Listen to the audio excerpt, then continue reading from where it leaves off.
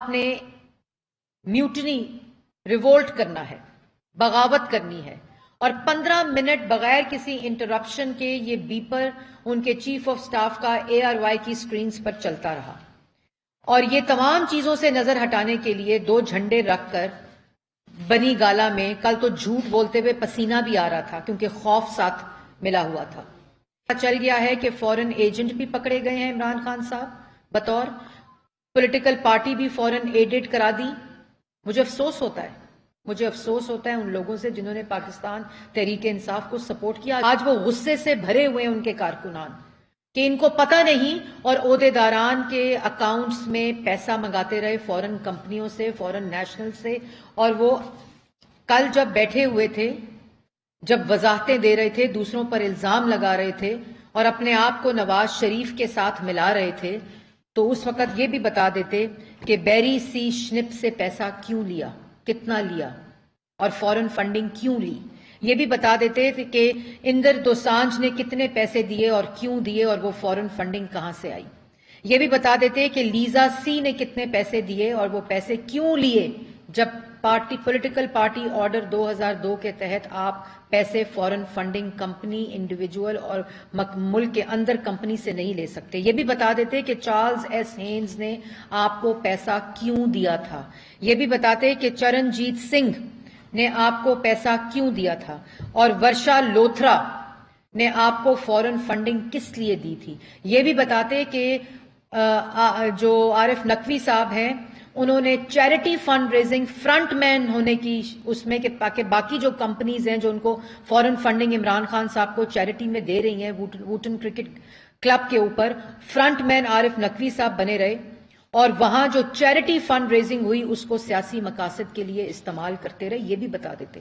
تو یہ گھٹیا زہریلا کھیل کھیلنے سے آپ کی جو ہماری نظر ہے عوام کی, جو آپ سے سوال آج پاکستان تحریک انصاف کا اور پاکستان کی عوام یہ پوچھ رہی ہے کہ یہ فورن فنڈنگ کیوں لی ہے. اور یہ بھی بتا دیتے وہ 4 لوگ جو اپنا بیان قلم بند کرا چکے ہیں, جو ذاتی ملازم ہیں پاکستان تحریک انصاف سیکریٹریٹ کے, طاہر اقبال صاحب, محمد ارشد, نعمان افضل اور محمد رفیق صاحب, جو کہتے ہیں کہ ہم سے بلینک چیک سائن کر کے لیے جاتے تھے اور ہمیں کچھ پتہ نہیں تھا کہ یہ فورن فنڈنگ کہاں سے آتی ہے, اکاؤنٹس میں آتی ہے, اور وہ چیک نکال لیا جاتا تھا ہمارے اکاؤنٹ سے, اور اس کے علاوہ ہمیں کوئی معلوم نہیں. اس کے بارے میں بھی بتا دیتے. آپ کا مطلب ہے کہ شہداء کے خلاف کیا یوں زہریلا کھیل کھیل کر آپ فورن فنڈنگ سے نظر ہٹا لیں گے, آپ توشہ خانہ سے نظر ہٹا لیں گے, جس پر میں ابھی آتی ہوں. اور اس کے بعد یہ بتا دیتے جو سب سے امپورٹنٹ بات ہے کہ 351 کمپنیوں سے جو آپ نے پیسے لیے کہاں خرچ کیے ہیں. وہ منصوبہ ملک کی معیشت تباہ ہونے میں خرچ ہوا کیونکہ وہ کمٹمنٹ تھی. وہ منصوبہ کشمیر کا سودا کرنے میں ہوا مکمل.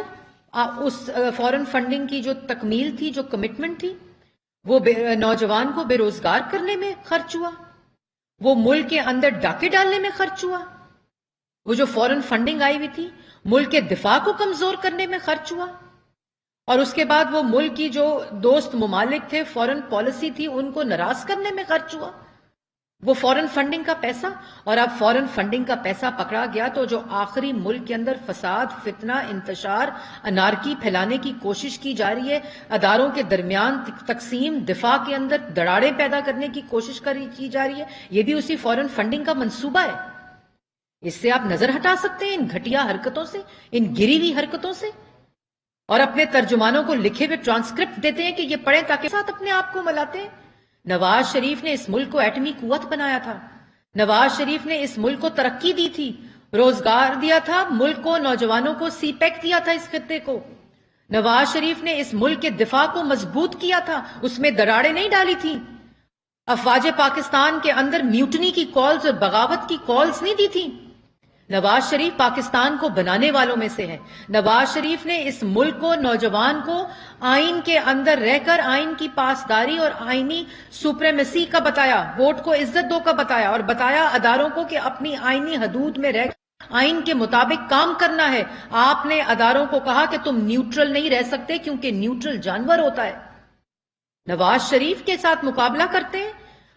ملک کے اندر ماس ٹرانزٹ ہو, ملک کے اندر انفراسٹرکچر ہو، ڈیولپمنٹ ہو، ملک کی ترقی کو 6% کرنا ہو، ملک کے اندر کرپشن جس کی گواہی ٹرانسپیرنسی، ملک کو ایٹمی قوت بنانا،